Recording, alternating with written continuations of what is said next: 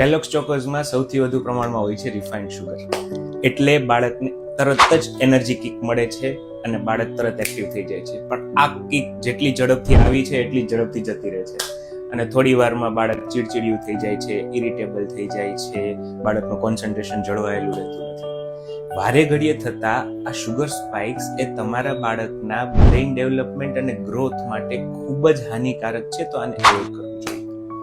સાથે સાથે આવા શુગરી સિરિયલ રોજ ખાવાથી તમારું બાળક ઓબીસ બનશે, એના પેટની હેલ્થ બગડશે અને એમનામાં હોર્મોનલ ઇમ્બેલેન્સ સાથે સાથે ઇન્સ્યુલિન રેઝિસ્ટન્સ પણ આવશે. પેકેટની અંદર લખ્યું છે કે વિટામિન ને આયરન રિચ, પણ આની અંદર ફાઈબર્સ અને પ્રોટીન ઓછું હોવાના લીધે તમારા બાળકનું પેટ લાંબા સમય સુધી ફૂલ રહેતું નથી.